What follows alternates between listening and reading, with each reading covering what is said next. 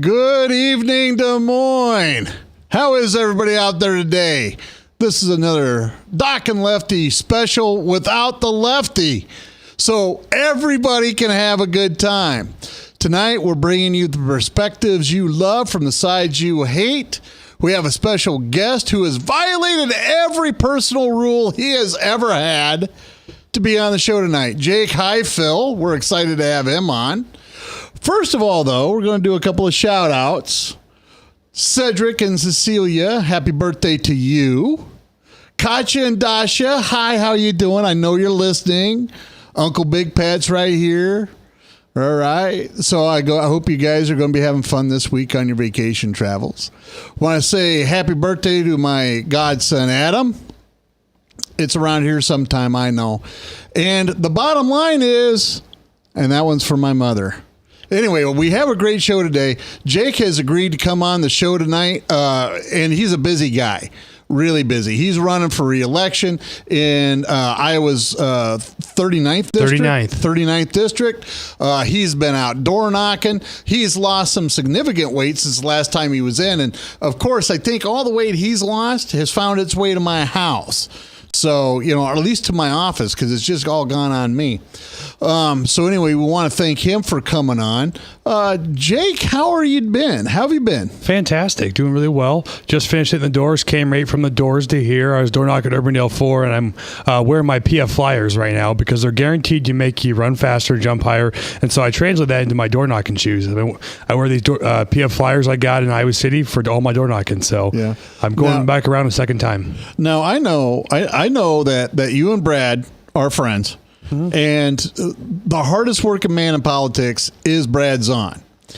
Now, on a scale of Brad to Hillary, where do you rank in there? I pride myself in that. That's one thing I'll never lose. If I lose an election, that's life, but I won't get outworked on anything I do. So I've already door knocked the whole district once. I'm going back around second time. Going to try to finish it up for 1.5 times. And, that's how I got here, door knocking and working hard. That's how my story is. That's how I keep getting elected, and I believe it's worked. And plus, nothing better than going and talking to voters at their doors. It's the best way. It's grassroots. It works. Now, does anybody throw apples at you when you get there? You have a few. Don't get me wrong. Sometimes the lists are outdated. Then you hit somebody that's not going to vote for you no matter what you do. And so, but tell you what, that was a really good experience. I saw an old high school football coach of mine who's very conservative. He was a teacher on our side. I saw. There's a shocker. A conservative in the 39th district. We're going to put that as our headline tomorrow. Anyway, no. The shocker is he's a teacher, and so and a conservative. So that's the shocker. I saw some good old friends of mine today. So I was over at Urbandale, right over here. My district ends almost at the high school. So. Oh, okay. So I'm just barely out of your district. Yep, I can't. That's why I did that today, so I can come right from there to here. Oh, all right. Well, that's good. John Forbes is my representative. And how that guy got elected in the conservative district I live in, because I don't know of another district more conservative than mine, not even the 39th. And here's John Forbes, a left-wing loon liberal, got elected. And it was so strange. You'll see signs out there, Brad Zahn. You'll see, like the last time around, it was Mitt Romney. You'll see Mike Huckabee signs. You'll see all, Governor Branstad signs, all kinds of journey owners. And at the end of those signs is John Forbes. And you're like, what in the world? What are you doing and what are you thinking? So that brings me up actually to my first question. A lot of times politics is about personality, being able to get along with everybody, and, basically a popularity contest. And so I guess my question is, there's been a lot of concern that the last time you were primaried, you didn't break 50%. And then, of course, you had Craig Paulson removing you from the Ways and Means. Is that what it was? Yes. And so I guess my thing is how is that played out for you? Do people ever mention that kind of stuff? No. Do people hold it against you or anything? They have. I will tell you that the inner circle of politics is a very small inner circle of politics. The average voter, this is the best response I've ever gotten in my life, hands down. I I think we're going to win. I think we're going to win handily. I hope the voters send me back. I have a lot of things left I want to accomplish, as you know, but I'll also tell you this. The average voter does not want to pay attention to, I got 49% with the three-way primary or whatever you want to look at it.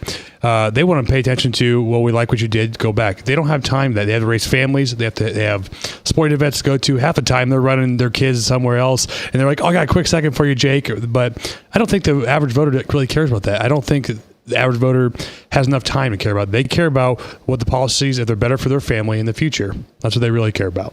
All right. My next question for you is, you do have a primary opponent. His name is Chris Denowden. He's a former ophthalmologist. I do believe that he used to be a professor at the local medical school.